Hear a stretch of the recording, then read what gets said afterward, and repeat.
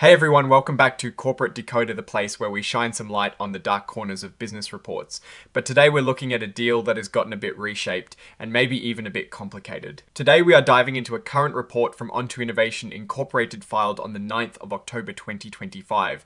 This report is all about big changes to a deal they announced earlier this year. So Onto Innovation Incorporated, a company that makes test and inspection equipment for the semiconductor industry, announced back in June that they were buying Semilab USA LLC. This was supposed to be a pretty significant acquisition aimed at expanding their reach. Now here is where things get interesting. Big deals like this often have to get approval from government regulators to make sure they don't hurt competition. The US Department of Justice, known as the DOJ, got involved through something called the Hart-Scott-Rodino Antitrust Improvements Act, also known as the HSR Act. On the 25th of September of 2025, both Onto Innovation and the seller of Semilab USA got what they call a second request from the DOJ. Think of a second request as the DOJ saying, hold on a minute, we need more information before we give this the green light.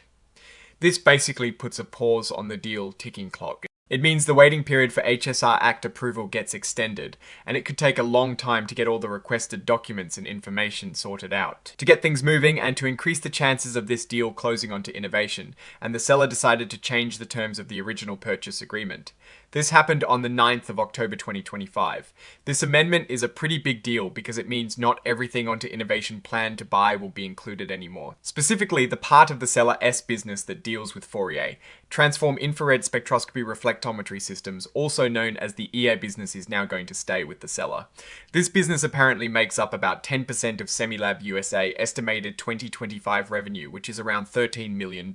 So the price for the deal has been adjusted. Instead of the original price, Onto Innovation will now pay $432,310,000 in cash plus, over 641,000 shares of Onto Innovation. As common stock, this is a reduction of about $50 million from the original purchase price, which was based on the stock value back in June. They are also going to withdraw their previous HSR Act filings and refile with both the DOJ and the Federal Trade Commission, known as the FTC.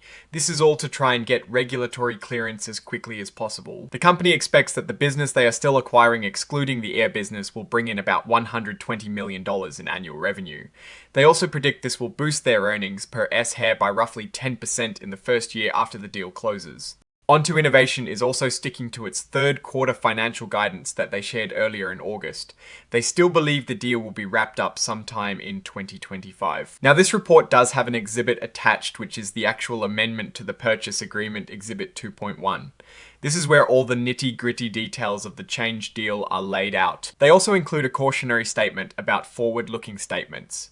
This is standard for these reports. It basically means that what they are saying about the future performance or benefits of this deal might not actually happen. They list a bunch of risks like not getting regulatory approval, delays in closing, or not being able to achieve the expected benefits. Looking at the big picture here, this is a significant adjustment to a major acquisition.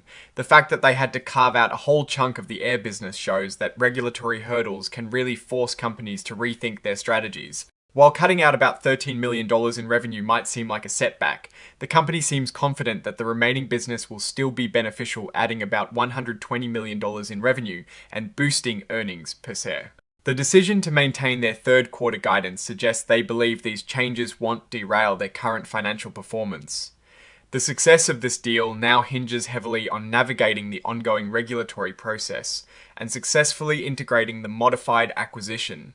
It will be important to watch if they can indeed achieve those revenue and earnings per S-Hair targets with the revised scope of the acquisition. Alright, that is our breakdown of Onto Innovation S latest filing. What do you think about this deal modification and its potential impact on the company? Let us know your thoughts in the comments. If you found this analysis helpful, please hit that like button and subscribe for more deep dives into corporate reports. And don't forget to join our growing community on Discord, linked in the description below. Thanks for watching, and we will see you next time.